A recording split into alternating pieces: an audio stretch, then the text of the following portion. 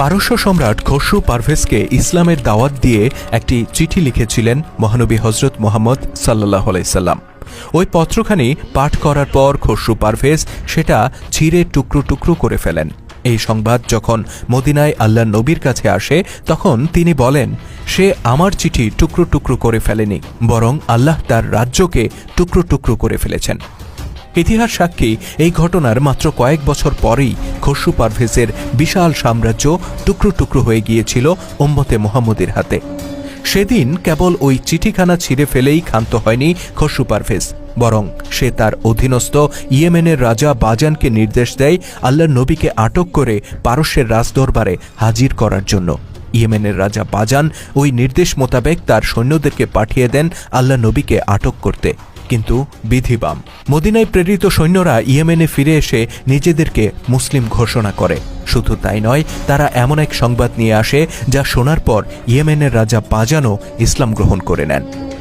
প্রশ্ন হচ্ছে, মদিনায় সেদিন কি ঘটেছিল ওই সৈন্যদের সাথে? মদিনা থেকে কি এমন সংবাদ বয়ে এনেছিল তারা? আর পারস্য সম্রাট খসরু পারভেজের ভাগ্যেই বা কি ঘটেছিল? ইতিহাসের অত্যন্ত চমকপ্রদ এবং বিস্ময়কর সেই ঘটনার সম্পূর্ণটা তুলে ধরব আজকের পর্বে। আমি মুখলেসুর রহমান সুমন আছি আপনাদের সাথে, আর আপনারা দেখছেন ইসলামিক ভিডিও বাংলা।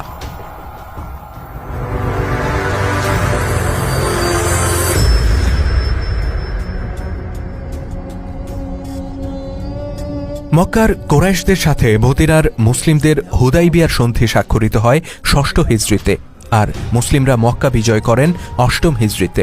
এই দুই ঘটনার মধ্যবর্তী সময়ে রাসূলুল্লাহ সাল্লাল্লাহু আলাইহি সাল্লাম আরবের বাইরে বিভিন্ন দেশের রাজা ও সম্রাটদের কাছে পত্র পাঠিয়ে ইসলামের দাওয়াত পৌঁছে দেন।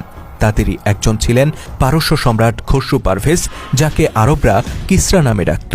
খসরু পারভেজের কাছে এই পত্রটি বহনের জন্য দূত হিসেবে নবী করিম সাল্লাল্লাহু আলাইহি সাল্লাম আব্দুল্লাহ বিন হুযাফা সাহমিকে মনোনীত করেন। আব্দুল্লাহ বিন হুযাফা রাদিয়াল্লাহু তাআলা আনহু পত্রটি বাহরাইনের গভর্নরের হাতে হস্তান্তর করেন। বাহরাইন তখন পারস্য সাম্রাজ্যের অন্তর্গত একটি প্রদেশ ছিল। সেখানকার গভর্নর লোক মারফত চিঠিটি পারস্যের রাজধানী টেসিফুনে কিসরার হাতে পৌঁছে দেন। এখানে আমাদেরকে মনে রাখতে হবে, কিসরা অর্থাৎ খসরু পারভেজ ছিলেন তৎকালীন বিশ্বের সবচেয়ে প্রতাপশালী শাসকদের একজন। বিশাল পারস্য সাম্রাজ্যের অধিপতি ছিলেন তিনি। আরবও ছিল তার সাম্রাজ্যের অন্তর্গত।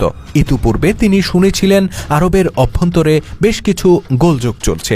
সেখানে এক ব্যক্তি নিজেকে নবী দাবি করেছে এবং তার সাথে অন্যদের টুকটাক যুদ্ধবিগ্রহ চলছে।